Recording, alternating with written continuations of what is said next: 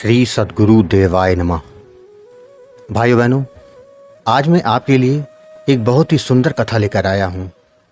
इस कथा से आपको मालूम पड़ेगा जिस तरह भक्त अपने भगवान के लिए परेशान होता है, भगवान भी अपने भक्त के लिए बहुत परेशान होते हैं।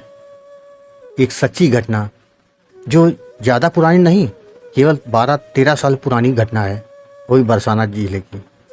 लेकिन इस कथा को सुनने से पहले मेरा निवेदन है, जिन लोगों ने गोकुल भवन अयोध्या यूट्यूब चैनल को अभी तक सब्सक्राइब नहीं किया है, उस चैनल को सब्सक्राइब कर दें और बेल आइकन अवश्य दबा दें, जिससे नए वीडियो के नोटिफिकेशन समय समय पर आप लोगों को मिलते रहें। ये लगभग 12-13 साल पुरानी घटना है। बरसाना के पास एक गांव है चिकसोली। ये राधा रानी की प्रिय सहेली चित्रा जी का गांव है। इस गांव में मधुकरी के लिए साधु संत आया जाया करते थे और इसी गांव में एक बूढ़ी माई रहा करती थी। बूढ़ी माई का शरीर काफ़ी स्थूल था, भारी शरीर था, अकेली रहती थी, कोई नहीं था उनका। जीवन यापन के लिए खेती बाड़ी थी, वही करा के जो अनाज मिलता उसे खुद का पेट भरती थी और मधुकरी के लिए जो भी साधु संत आते थे उनको भिक्षा दिया करती थी। आसपास के जंगलों से, आसपास के आश्रमों से जो साधु संत उस गांव में मधुकरी के लिए आते थे, उनमें एक नियम ये भी था कि कहीं जाएं या ना जाएं, वो बूढ़ी माई के यहाँ जरूर जाते थे। इसलिए बूढ़ी माई भी अपने लिए 2 टिक्कड़ बनाती थी और मधुकरी मांगने वालों के लिए 8 से 10 टिक्कड़ बना के रखती थी और टोकरी लेकर घर की दहलीज पे बैठ जाती थी। जो भी साधु संत आते, किसी को 1/4 टुकड़ा, किसी को आधा, किसी को पूरा टिक्कड़ देती। ये उनका रोज का नियम था।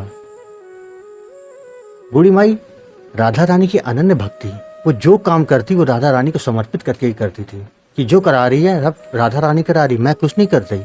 इतना उनका अटूट प्रेम था।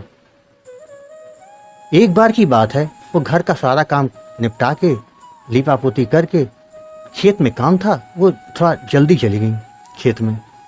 वहाँ खेत में काम करते हुए अचानक उनको याद आया, मधुकरी का समय जब गुजरने को हुआ, कि अरे मैंने तो मधुकरी बनाई नहीं, साधु संत तो मेरे दरवाजे से आज भूखे लौट जाएंगे। हे भगवान, ये मुझसे क्या पाप हो गया। राधा रानी भी कितनी मुझसे नाराज हो जाएंगी कि मैं उनके भक्तों के लिए मधुकरी नहीं बना पाई, भोजन नहीं बना पाई। अरे मैं किसी काम की नहीं। और अपने आप को कोसती हुई, रोते हुए वहाँ से दौड़ी चली आई। घर आके बूढ़ी माई ने घर का दरवाज़ा खोला और तुरंत रसोई में जाकर जो भी आटा था तुरंत उसको मारा और उसका टिक्कड़ बनाया और उन टिक्कड़ को लेके उन साधुओं के घर आश्रम पहुंच गई। तब तक संध्या का समय हो गया।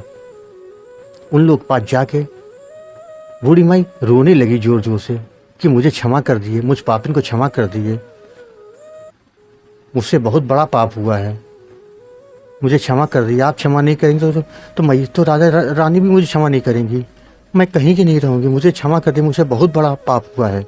साधु संत बोले, बूढ़ी माई आप क्यों रो रही हो, आपसे क्या पाप हो गया। बोले, आज मैं आप लोग के लिए मधुकरी नहीं बना पाई समय पे, आज आप लोग खाली लौट गए, मुझे क्षमा कर दीजिए, मुझे क्षमा कर दीजिए। बोले, नहीं माई, अरे हम तुम्हारे यहाँ से लेकर आए हैं। बोले, आप मेरा मजाक कर रहे हो, मैं आज आप लोग को मधुकरी नहीं दे पाई इसलिए आप मेरा मजाक उड़ा रहे हो, मुझे क्षमा कर दो, मैं आपके पाँव पड़ती हूँ, मुझे क्षमा कर दो। बोले, नहीं माई, तुमसे मजाक क्यों करेंगे हम। अरे तुम्हारे घर में जो लड़की है लाली, उसी ने तो हमको मधुकरी दी और उसने कहा था कि माई मैया तो गई हैं खेत में काम करने, आप मुझसे कह गई थी मधुकरी के लिए जब साधु संत आए तो उनको टिक्कड़ दे बना कर दे देना, मैंने तो हमने दे दिया। बोले, नहीं, मेरे घर तो कोई लाली कोई लड़की नहीं है, आपने अगल बगल किसी घर में देखा होगा और मेरे आप बता रहे हैं, मुझे क्षमा कर दिए। बोले, नहीं, तुमने कोई गलती नहीं हुई। अरे तुम तो अरे आज का टिक्कड़ तो ऐसा था कि उसके सामने तो 56 भोग बेकार हैं। क्या स्वाद था वो, अभी तक उसका स्वाद मेरे हम लोग की जवान में है। बोले, ऐसा। बोले, हाँ। बोले, कैसी है लड़की लाली वो। बोले, उसने चूना ओढ़ रखी थी, गोरी गोरी थी, पैर में पाजेब थी, हाथ में कंगन थे और फूलों की का गजरा लगाई हुई थी। बोले, अच्छा।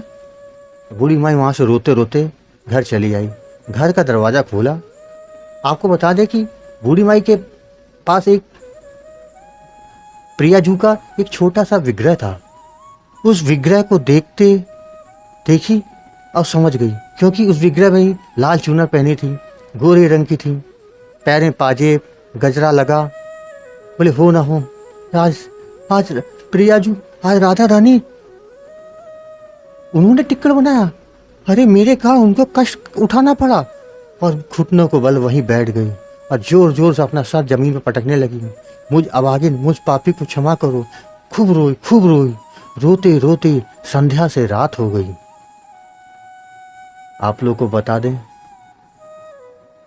उसी रात राधा रानी उससे इतना प्रसन्न हुई, उसी रात उसको साकार रूप में दर्शन दिए।